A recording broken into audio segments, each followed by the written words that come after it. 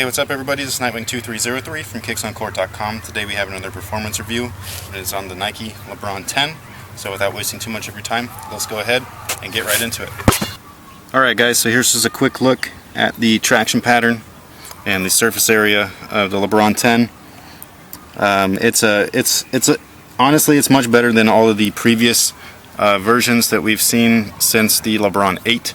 The LeBron 8 had that outrigger section right about here, and those areas were not covered by traction. Instead, it was a smooth surfaced rubber with some sort of weird, like, groove set in there and all that stuff, and it really didn't provide much traction at all. Whereas these guys here, it brings the pattern all the way out to the edges, which is something that I actually love and most players would prefer. So you do get maximum court coverage with the traction area, or pattern I should say, that's used here, since it is throughout the entire surface area of the sneaker. The rubber itself is very flexible and pliable, which is nice. The only downside is that the surface itself has limited flex grooves. You can see that these are basically the only flex grooves in the sneaker. The lack of flex is going to limit the ability for the traction to work at its best. This is mostly for quicker players like guards and so on. So when you're playing, your jab steps, jump stops are fully covered from front to back because of the traction pattern and the surface area coverage that these offer. What I was saying earlier with the flex is that some of us that are guards, we like to have complete range of motion within our foot, and being that this has a full-length air unit and limited flex grooves within the outsole itself, you're not getting as much flex, kind of like where it's going to be riding with your foot. Hopefully that makes sense. But basically, any move that I do, this shoe is not able to really go with it.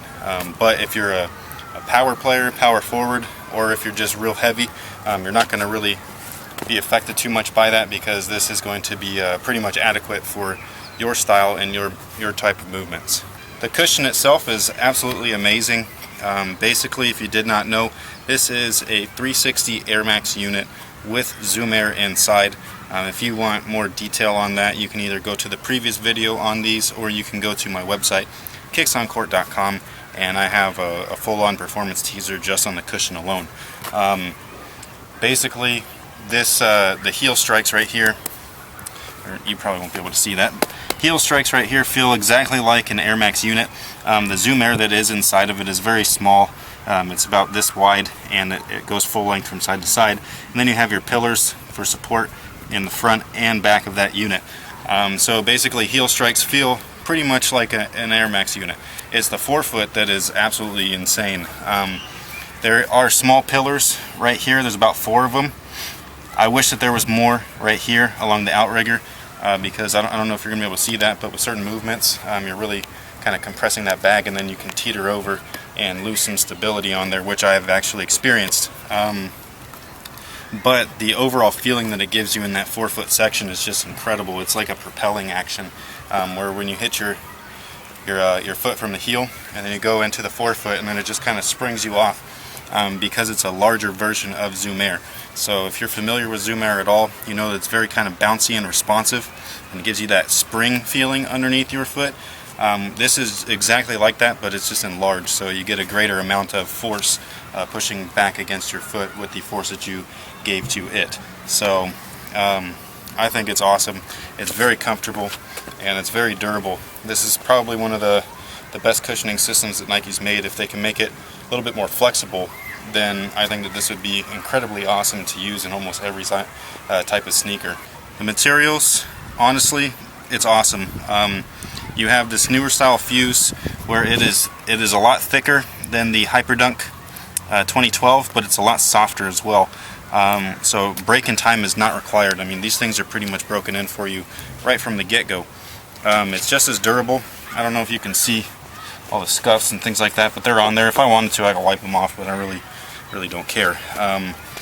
It's actually a basketball shoe for me, so it's not a fashion statement. But then you have this dynamic fly wire all the way through, and then it comes out for the eyelets.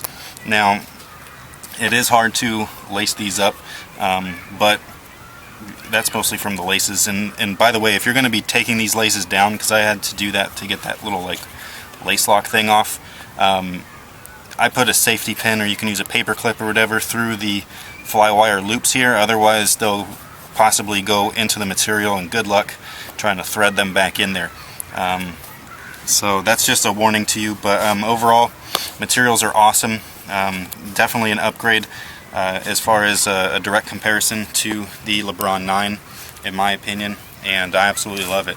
As far as the fit is concerned, they fit true to size from a lengthwise perspective, but widthwise they're very, very form-fitting, just like the 2012 Hyperdunk. So if you have not tried on the Hyperdunk 2012, I do recommend that you do that to get your sizing down in this sneaker here, especially for those of you that have to like purchase online and things like that, where they might not be available at your local stores.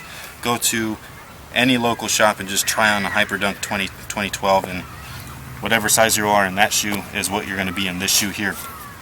Now the lockdown is just incredible. You notice it right from the get-go. Right when your foot is inside, your laces aren't even tied up, and you can just feel how snug that is. Everything moves with you perfectly. The fly wire, the fuse, again, it's no break-in time required, so I think it's completely awesome.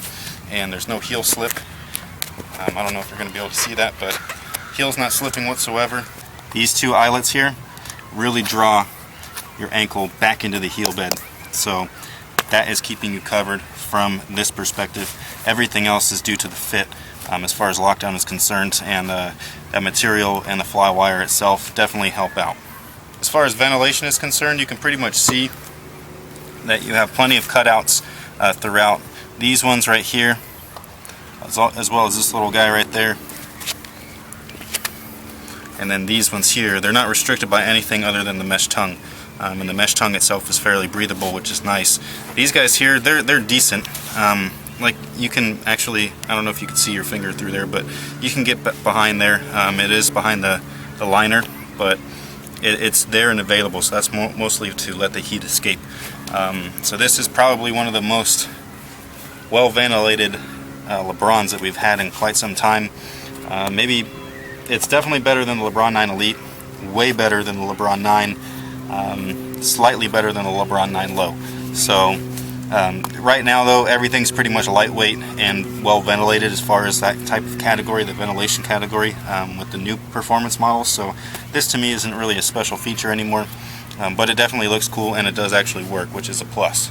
As far as support, basically you're getting that from the material and that fit. This TPU plate here, I didn't really notice it too much, mostly because there's a full-length Air Max bag, so there's not really too much flex. So you'd notice that more in something like the LeBron 9 or LeBron 9 Elite. But the support itself overall is very good from the base here up. It's just that this Air Max unit right along the outrigger, I wish that it was either a little bit wider or had some more support pillars, or both, and I think that that would have helped the stability overall within the shoe. I don't know if you can see how this section here comes out a little bit further than this guy right there. I wish that they would have mimicked that a little bit more, just a little bit more exaggerated right here. So if it would have came out like, I don't know, a few millimeters, then I think that that would have been perfectly fine, because right now as soon as you stop, especially if you're a guard and you stop over here, you're compressing that bag and you can just roll right over. So that's really the only real issue with the support. That's mostly a stability issue, I'd say, but overall support is very good. It's not the best, but it is definitely very, very good for what they have done here with having more innovation within this sneaker. Alright guys, so that pretty much takes care of everything on the performance review for the LeBron 10. If you want to see even more information, just go to my website, kicksoncourt.com. In the search bar, you can either type in LeBron 10 performance review, or you can just go to the very top of the page and click on the performance review section. And since this is the newest performance review, or the most recent, that's the one that will show up first. I have a lot more written detail in there as far as like my personal thoughts and things like that, so if you're interested in that type of stuff, go ahead, check it out. And thank you guys for watching. Thanks for all your support, and until next time guys, have a good one.